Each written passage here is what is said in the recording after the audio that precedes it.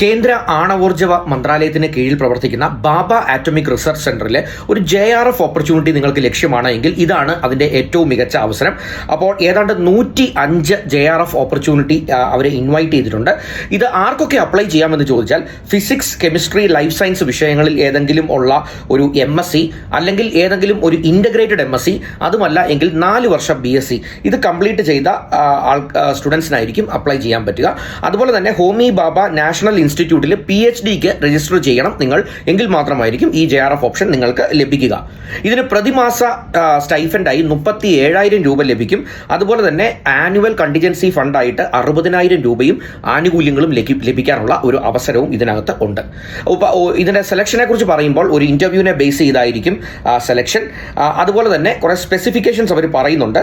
അതായത് physics, chemistry, life സയൻസസിലുള്ള ഒരു gate score ഉള്ളവർക്ക് അപ്ലൈ ചെയ്യാം. അല്ലെങ്കിൽ UGC CSIR net national eligibility test fellowship clear ചെയ്തവർക്ക് അപ്ലൈ ചെയ്യാം.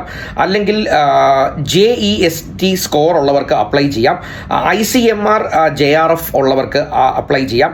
അതുപോലെ തന്നെ ICAR JRF ഉള്ളവർക്ക് അപ്ലൈ ചെയ്യാം. അതുമല്ല എങ്കിൽ CBT JRB biotechnology eligibility test clear ചെയ്തവർക്ക് അപ്ലൈ ചെയ്യാം. അപ്പോൾ ഇങ്ങനെ വിവിധ ക്വാളിഫിക്കേഷൻ ഉള്ളവർക്ക് ഈ ഓപ്പർച്യൂണിറ്റിക്ക്, JRF ഓപ്പർച്യൂണിറ്റിക്ക് വേണമെങ്കിൽ അപ്ലൈ ചെയ്യാം. ഓഗസ്റ്റ് 2025 28 വയസ്സാണ് ഉയർന്ന പ്രായപരിധിയായിട്ട് ഇവർ പറഞ്ഞിട്ടുള്ളത്. ആപ്ലിക്കേഷൻ ഓൺലൈനായിട്ട് സബ്മിറ്റ് ചെയ്യാം. അപ്ലൈ ചെയ്യേണ്ട ലിങ്ക് ഞാൻ ഡിസ്ക്രിപ്ഷനിൽ ഇട്ടേക്കാം.